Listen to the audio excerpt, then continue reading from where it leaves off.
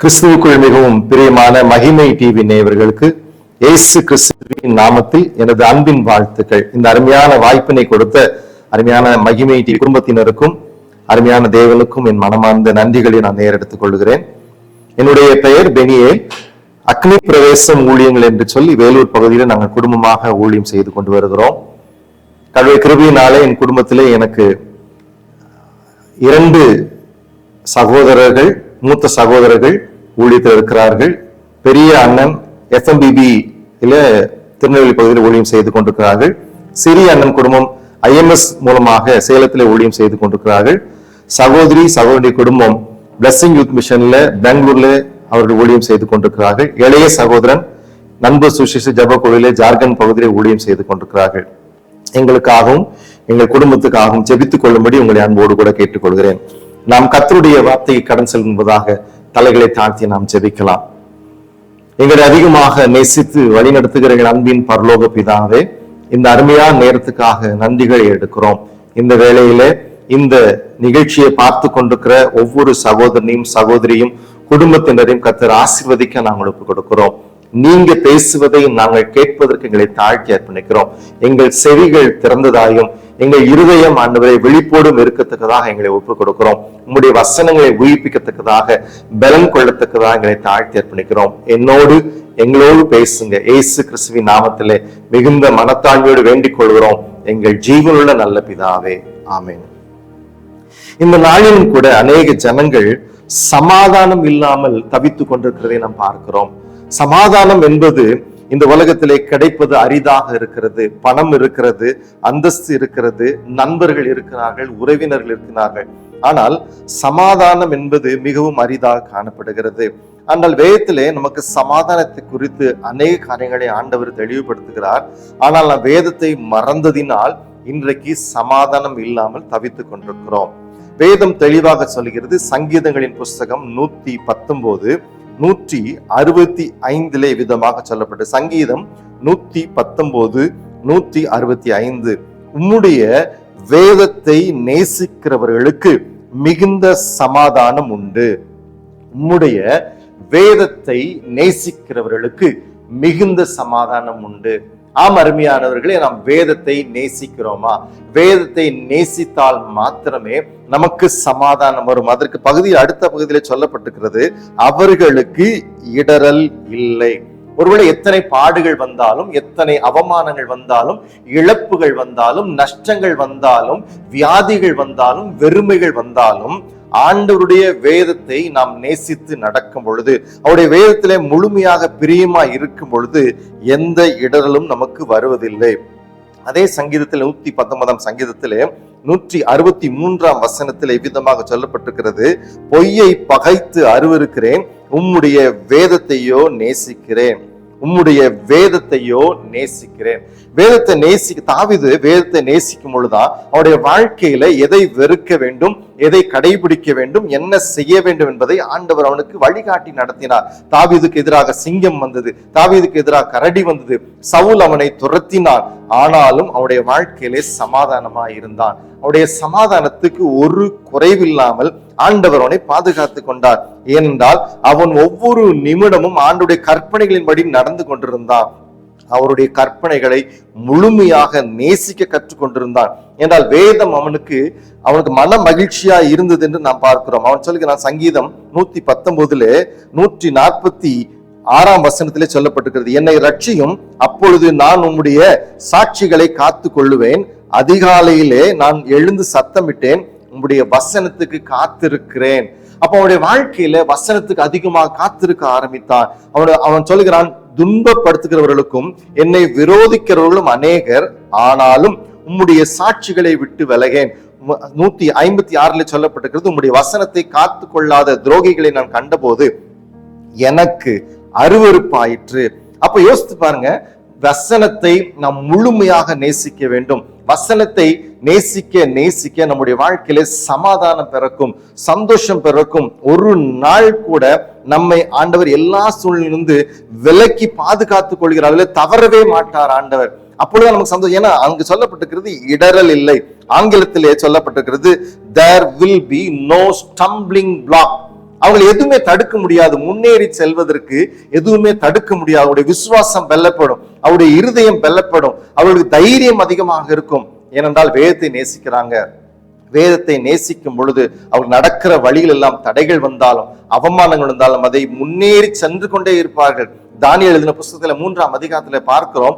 அங்கே Shadrach, Meshach, ஆபேத் நேகோ அவர்கள் ஆண்டுடைய வேதத்தை நேசித்தார்கள். அவர் சொன்னார்கள், நீர் நிறுத்தின பொருட்சிலையே நாங்கள் பணிந்து கொள்ள மாட்டோம், அது எங்களுடைய விசுவாச வாழ்க்கைக்கு தடையா இருக்காது என்று சொன்னார்கள். அவர்கள் அந்த அக்கினி சூடுகளை கடந்து செல்லும் பொழுது கூட அவர்களுடைய சரீரத்திலே, அவருடைய உடையிலே அந்த வாசனையே இல்லாதிருந்தது. அவர்கள் சந்தோஷமாய் வெளியே வந்தாங்க. அந்த ராஜா பார்க்கும் பொழுது அவர் சொன்னார், சாத்ராக், மேஷாக், ஆபேத்நேகோ ஆராதிக்கிற தேவனே உண்மையான தேவன் என்று சொல்லி.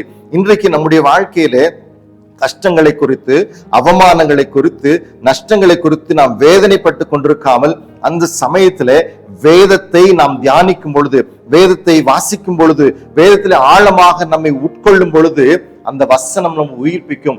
எல்லா சமாதானம் இல்லாத காரியங்களுக்கும் நம்மை விலக்கி பாதுகாத்துக் கொள்ளும். நான் என்னுடைய 7 வயதில் என்னுடைய தகப்பனாரை இழந்த பொழுது, என் குடும்பமாக தவித்து கொண்டிருந்த பொழுது என்னுடைய தாயார் ஆண்டவருக்கு தன்னை ஒப்பு கொடுத்து அவங்க சொன்ன ஒரே வார்த்தை, நான் வசனத்தை விட்டு பின்வாங்க மாட்டேன், வசனம் தான் எனக்கு முக்கியத்துவம். அந்த இடத்துல என்னுடைய தகப்பனார் ஆஸ்பத்திரியில இறந்து போனாங்க. ஆனா என்னுடைய தாயார் ஆபீஸ்ல இருக்கும் பொழுதுதான் இறந்து போனான்னு சொல்லி கையெழுத்து போட்டு கொடுங்கன்னு சொன்னாங்க.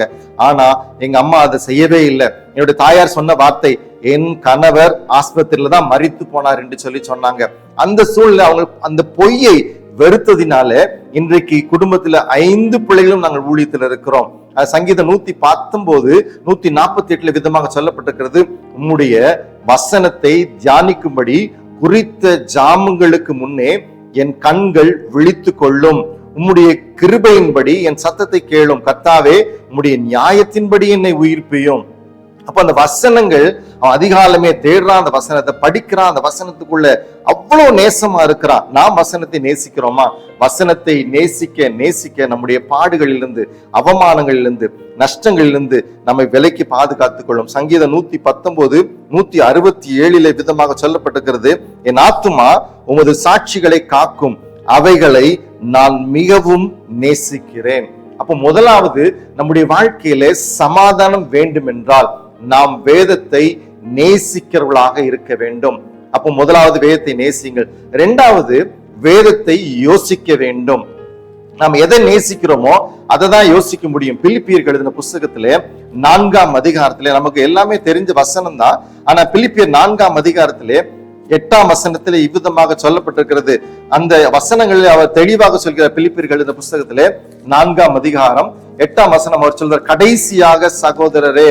அவர் சொல்கிற ஒவ்வொரு காரியத்திலும் ஒவ்வொரு அர்த்தம் இருக்கும்.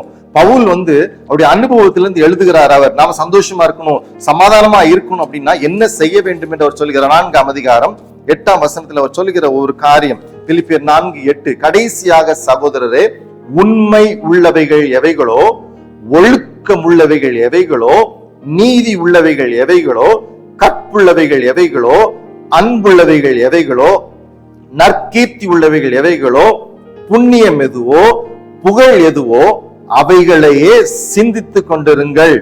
அப்ப நம்முடைய வேதத்தை நேசிக்கிறவங்க அதேதான் யோசித்து கொண்டிருப்பாங்க. சங்கீதம் 1 சொல்லப்பட்டிருக்கிறது, கர்த்தருடைய வேதத்தில் பிரியமாயிருந்து இரவும் பகலும் அவருடைய வேதத்தை தியானிக்கிற மனுஷன் பாக்கியவான் என்று சொல்லப்பட்டிருக்கிறது. அப்போ நாம யோசித்து கொண்டே இருந்தா நம்முடைய வாழ்க்கையில் என்ன நடக்கும்? பிலிப்பியர் 4ஆம் அதிகாரம் 7ஆம் வசனத்தில் இவ்விதமாக சொல்லப்பட்டிருக்கிறது, அப்பொழுது, எப்பொழுது நாம் வேதத்தையே யோசித்துக் கொண்டே இருக்கும் பொழுது, வேத வசனத்தை 24 மணி நேரம் உறங்கும் பொழுதும் எழுந்திருக்கும் பொழுதும் அதையே யோசித்துக் கொண்டிருக்கும் பொழுது, எல்லா புத்திக்கும் மேலான தேவ சமாதானம் உங்கள் இருதயங்களையும் உங்கள் சிந்தைகளையும் கிறிஸ்து இயேசுக்குள்ளாக காத்து கொள்ளும். என்னுடைய இருதயம் கலக்கம் அடையாதபடிக்கு, என்னுடைய இருதயம் வேதனை அடையாதபடிக்கு, என்னுடைய இருதயம் அவமானத்தை குறித்து யோசிக்காதபடிக்கு எப்பொழுதும் சமாதானமா இருக்கும். அப்ப நம்ம சமாதானமா இருக்கும்போது என்ன சொல்வோம்? 6ஆம் வசனத்தில் விதமாக சொல்லப்பட்டிருக்கு, நீங்கள் ஒன்றுக்கும் கவலைப்படாமல் எல்லாவற்றையும் குறித்து உங்கள் விண்ணப்பங்களை ஸ்தோத்திரத்தோடு கூடிய ஜெபத்தினாலும் வேண்டுதலினாலும் தேவனுக்கு தெரியப்படுத்துங்கள். அப்ப என்னுடைய இருதயம் சமாதானமா இருக்கும் பொழுது நான் எதை குறித்தும் கலங்காமல், எதை குறித்தும் கலங்க மாட்டேன். எனக்கு பணம் கஷ்டம் தேவைப்படுதா, எனக்கு சரீரத்துல வியாதிகள் இருக்கிறதா, என்னை குறித்து அவமானமாய் பேசுகிறார்களா, நான் எதை குறித்தும் யோசிக்கவே மாட்டேன். ஒன்றை மாத்திரம் யோசிப்பேன், சமாதானத்தின் தேவன் என்னோடு கூட இருக்கிறார். நான் அதையே யோசித்துக் கொண்டிருப்பேன். அந்த யோசனை என்னிடத்துல இருக்கும் பொழுது நான் எதை குறித்தும் யோசிக்க எனக்கு எந்த தோணுதலும் வரவே வராது. சங்கீதம் 119 48 வசனத்தில் விதமாக சொல்லப்பட்டிருக்கிறது. சங்கீதம் 119:48 அவர் தாவீது விதமாக சொல்லுகிறார். அந்த 48 வசனத்திலே அவர் சொல்லுகிற காரியம் என்னவென்றால், நாம் வாசிக்கும் பொழுது அதை கற்றுக்கொள்ளலாம். நான் பிரியப்படுகிற உமது கற்பனைகளுக்கு கையெடுப்பேன், உமது பிரமாணங்களை தியானிப்பேன். அப்ப அவனுடைய யோசனை முழுவதும், இந்த சங்கீதம் 119 முழுவதும் கர்த்தருடைய வேதத்தை குறித்து மாத்திரமே எழுதப்பட்டிருக்கிறது. வேற எங்கேயுமே டைவர்ஷன் கிடையாது. முழுக்க முழுக்க அவர் வேதத்துல பிரியமா இருக்கணும். நான் வேதத்துல மன மகிழ்ச்சியா இருக்கிறேன், உம்முடைய வேதம் என் மன மகிழ்ச்சியா இராதிருந்தால் நான் துக்கத்திலே அமிழ்ந்து போயிருப்பேன். இவ்விதமாக அவர் ஒவ்வொரு காரியத்தையும் வேதம் வேதம் வேதம் வேதத்துக்கு முக்கியத்துவம் கொடுக்கிறார். நாம் வேதத்தை முழுமையாக நேசிக்கிறோமா? அவர் சொல்லுகிற சங்கீதம் 119:28 வசனத்துல அவர் சொல்லுகிறார், சஞ்சலத்தால் என் ஆத்துமா கரைந்து போகிறது, உமது வசனத்தின்படி என்னை எடுத்து நிறுத்தும். சங்கீதம் 119:25 சொல்லப்பட்டிருக்கிறது, என் ஆத்துமா மண்ணோடு ஒட்டி கொண்டிருக்கிறது, உமது வசனத்தின்படி என்னை உயிர்ப்பியும். அப்போ கஷ்டங்கள் வரும். ஆண்டவரை ஏற்றுக்கொண்ட ஒவ்வொரு பிள்ளைகளுக்கும் கஷ்டங்கள் வரும், நஷ்டங்கள் வரும். ஆனாலும் அவைகள் எல்லாவற்றிலிருந்து கர்த்தர் நம்மை பாதுகாத்துக் கொள்வார். என்றால் அந்த வசனத்தையே நான் யோசித்துக் கொண்டிருக்கிறேன், அந்த வசனத்தையே நான் தியானித்துக் கொண்டிருக்கிறேன். சங்கீதம் 1 சொல்லப்பட்டிருக்கிறது, துன்மார்க்கர் அந்த இடத்துல காற்று பதறடிக்கும் பதரை போல் இருப்பாங்க, நீதிமான்கள் அப்படி அல்ல. அப்ப யார் நீதிமான்களா இருப்பாங்க? கர்த்தருடைய வேதத்தை யோசித்துக் கொண்டே இருப்பவர்கள். அவருடைய வாயில வருகிற வார்த்தை பாசிட்டிவாக தான் இருக்கும், நெகட்டிவாக இருக்காது. எல்லா காரியத்தை குறித்தும் தெளிவாக சொல்வாங்க, இது ஆண்டவர் எனக்கு செய்வார். ஏனென்றால் அவர் சொல்ற சங்கீதம் 119:42 சொல்லப்பட்டிருக்கிறது, அப்பொழுது என்னை நிந்திக்கிறவனுக்கு உத்தரவு சொல்வேன், உம்முடைய வசனத்தை நம்பி இருக்கிறேன். அப்போ அந்த வசனத்தை யோசிக்க யோசிக்க அந்த வசனம் நம்மளை நம்ப பண்ணும். அந்த வசனத்தை தவிர வேற எதுவுமே யோசிக்க தோணாது. 1 கொரிந்தியர் 2:9 சொல்லப்பட்டிருக்கிறது, தேவன் தம்மில் அன்பு கூறுகிறவர்களுக்கு ஆயத்தம் பண்ணினவைகளை கண் காணவும் இல்லை, காது கேட்கவும் இல்லை, அவைகள் மனுஷனுடைய இருதயத்திலே தோன்றினதும் இல்லை, ஆகிலும் தேவன் ஆவியிலே நமக்கு அவைகளை வெளிப்படுத்தினார். அப்ப அந்த வசனத்தை யோசிக்கும் பொழுது ஆண்டவர் நம்முடைய வாழ்க்கையில எல்லாவற்றையும் குறித்து வெளிப்படுத்துவார். நாம் என்ன செய்யணும், எங்க போகணும், எதை யோசிக்கணும், எல்லாவற்றையும் ஆண்டவர் வெளிப்படுத்துவார். நாம் ஒரு காரியத்திலும் குறைபட மாட்டோம். ஆண்டவர் நம்மை நடத்துவார். அப்ப முதலாவது நாம் வேதத்தை நேசிக்க வேண்டும், இரண்டாவது வேதத்தை யோசித்துக் கொண்டே இருக்க வேண்டும், மூன்றாவது ஒரு காரியம் நமக்கு சமாதானம் எப்பொழுது கிடைக்கும் என்றால் வேதத்தை அப்பியாசித்துக் கொண்டிருக்க வேண்டும். இந்த அப்பியாசம் என்கிறது ஒரு ஆழமான ஒரு தமிழ் வார்த்தை. அப்பியாசம் என்பது அந்த தமிழ் அர்த்தம் என்னவென்றால் நம்மை பழக்கி வைக்க வேண்டும். எபிரேயருக்கு எழுதின புஸ்தகத்திலே அவர் தெளிவாக சொல்லப்பட்டிருக்கிற எபிரேயர் எழுதின புஸ்தகம் 5ஆம் அதிகாரம் அவர் சொல்லுகிற ஒவ்வொரு காரியம், பவுல் சொல்லுகிற காரியத்தை நாம் யோசித்து பார்த்தோம் என்றால் அதுல மிகவும் தெளிவாக சொல்லுகிற, நாம காலத்தை பார்த்தால் போதகராய் இருக்க வேண்டிய நீங்கள் இப்ப என்ன பண்றீங்கன்னா பாலுங்கிற குழந்தையை போல இருக்கிறீங்க, வெறும் பாலை தான் குடிச்சிட்டு இருக்கிறீங்க. ஆனா நீங்க என்ன பண்ணல, பலன் அடையல, அந்த வேதத்தை நீங்க அப்பியாசப்படுத்தலன்னு சொல்றாரு அவர்.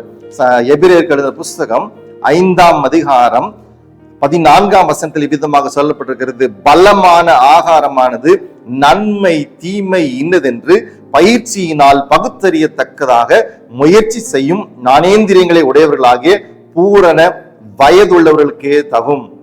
12ஆம் வசனம் விதமா சொல்லப்பட்டிருக்கிறது, காலத்தை பார்த்தால் போதகராய் இருக்க வேண்டிய உங்களுக்கு தேவனுடைய வாக்கியங்களின் உபதேசங்களை மறுபடியும் உபதேசிக்க வேண்டியதா இருக்கிறது.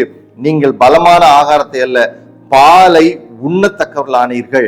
13ஆம் வசனம் விதமா சொல்லுகிறது, பால் உண்கிறவன் குழந்தையா இருக்கிறபடியினாலே நீதியின் வசனத்திலே பழக்கம் இல்லாதவனாய் இருக்கிறான். அப்ப வேதத்தை நம்ம நேசிக்கிறது மாத்திரம் போதாது, வேதத்தை யோசிக்கிறது மாத்திரம் போதாது, மூன்றாவதாக அந்த வேதத்தை நம்முடைய வாழ்க்கையில பழக்கப்படுத்திக் கொள்ள வேண்டும், அப்பியாசிக்க வேண்டும். வேலகத்திலே வாசி, நேசி, யோசி, அப்பியாசி.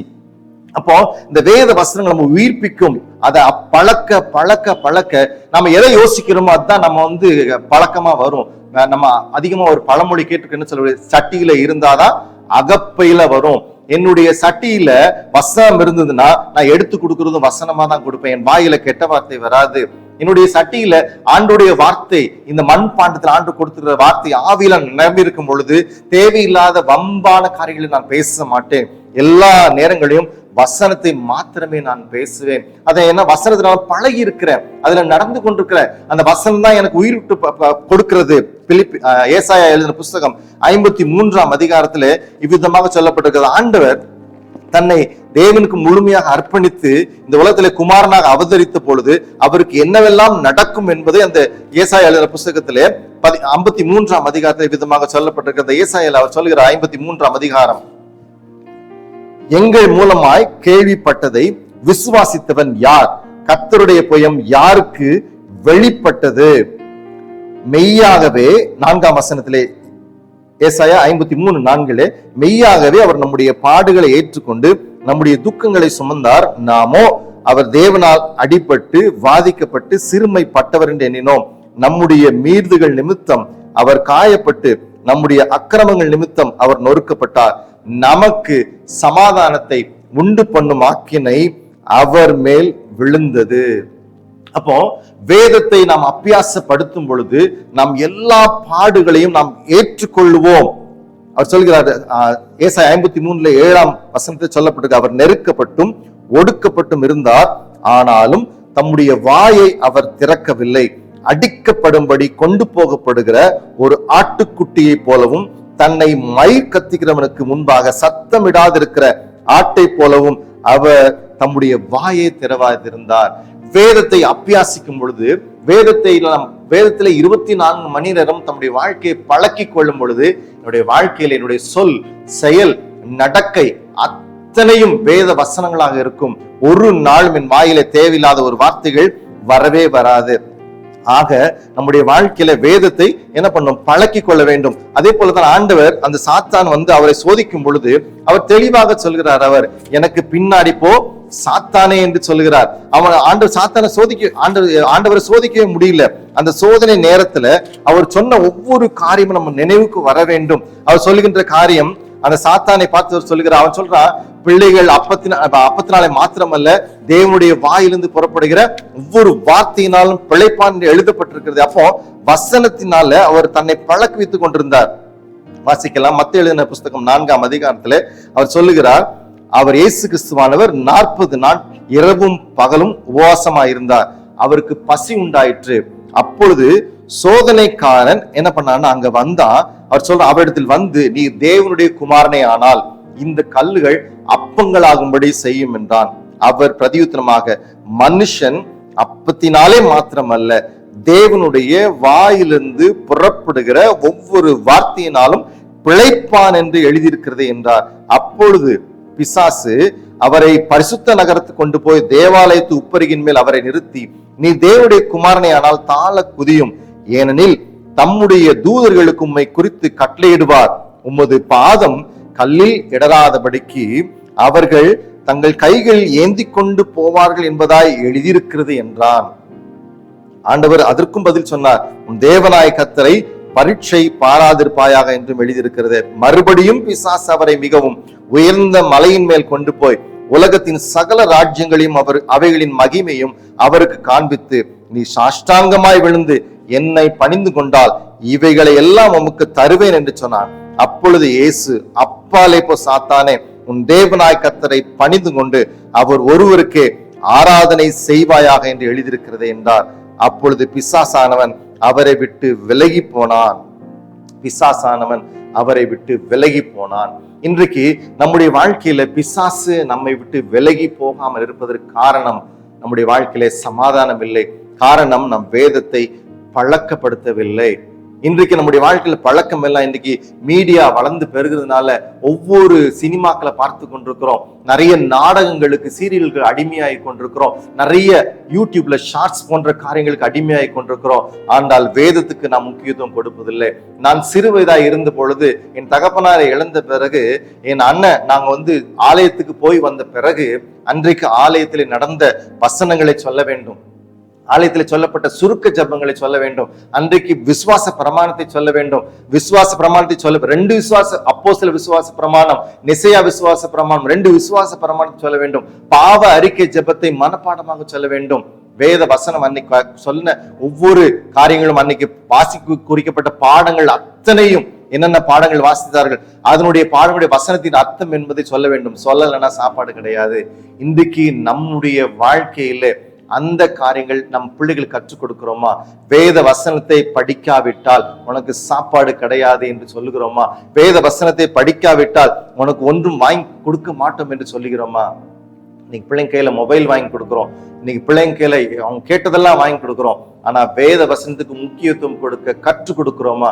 ஆமா, அருமையான தேவ பிள்ளைகளே, ஆண்டவர் சொல்கிற காரியம், எருசலேமே எருசலேமே, உனக்கு கிடைத்த இந்த நாளிலாவது நீ சமாதானத்துக்கு ஏதவைகளை தேடினால் நலமா இருக்கும் என்று சொல்லுகிறார்.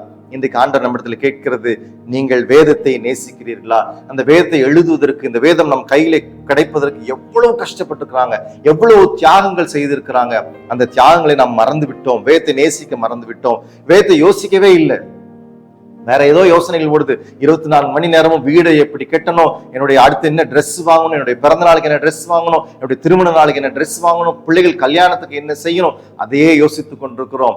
நீங்க என்னை குறித்து யோசியுங்கள், நான் உங்களை குறித்து யோசிப்பேன் என்று சொல்லுகிறார். நீங்கள் ஒன்றுக்கும் கவலைப்பட வேண்டாம், எல்லாம் உங்களுக்கு என்ன செய்யணும்னு நான் நினைத்து வைத்திருக்கிறேன். என் வேத புஸ்தகத்தில் அவைகள் எழுதப்பட்டிருக்கிறது. உங்களுக்கு என்ன ஆசீர்வாதம் வேணும், எந்த மாதிரி நடக்கணும் ஆண்டவர் கொடுத்திருக்கிறார். ஒவ்வொரு காரியத்தை நம்ம யோசிக்க வேண்டும். அதுதான் ஆண்டவர் சொல்லுகிறார், என் வேதத்தை நேசிக்கிறவர்களுக்கு மிகுந்த சமாதானம் உண்டு. வேதத்தை யோசிக்க சிந்திச்சுட்டே இருந்தோம்னா நமக்கு மிகுந்த சமாதானம் இருக்கும். அதே பிலிப்பியர் 4ஆம் அதிகாரம் நாம் 9ஆம் வசனத்தை வாசித்து இந்த நாம் தியானத்தை முடிக்கலாம். பிலிப்பியர் 4ஆம் அதிகாரம் 9ஆம் வசனம் அவர் சொல்லுகிற காரியம், என்னிடத்தில் கற்றும் அடைந்தும் கேட்டும் கண்டும் இருக்கிறவர்கள் எவைகளோ அவைகளையே செய்யுங்கள், அப்பொழுது சமாதானத்தின் தேவன் உங்களோடு இருப்பார். என்னிடத்தில் கற்றும் அடைந்தும் கேட்டும் கண்டும் இருக்கிறவைகள் எவைகளோ அவைகளே செய்யுங்கள், அப்பொழுது சமாதானத்தின் தேவன் உங்களோடு இருப்பார். சமாதானத்தின் தேவன் உங்களோடு இருக்கும்படியாக நாங்கள் குடும்பமாக, மகிமையின் டிவியின் குடும்பமாக உங்களை நாங்கள் ஆசீர்வதிக்கிறோம். வேதத்தை நேசியுங்கள், வேதத்தையே யோசியுங்கள், வேதத்தை அபியாசப்படுத்துங்கள். உங்கள் வாழ்க்கையில மிகுந்த சமாதானம் இருக்கும். நாம் தலைகளை தாழ்த்தி நாம் ஜெபிக்கலாம். எங்கள் அன்பும் இரக்கம் உள்ள எங்கள் பரலோக பிதாவே, இந்த அருமையான நிகழ்ச்சியை தொலைக்காட்சி வாயிலாக ஆண்டவரை பார்த்து கொண்டிருக்கிற எங்கள் அன்பு சகோதரன் சகோதரி, பிள்ளைகள், தாய், தகப்பன் எல்லாருக்காகவும் நாங்கள் நன்றிகளை ஏறெடுக்கிறோம்ப்பா.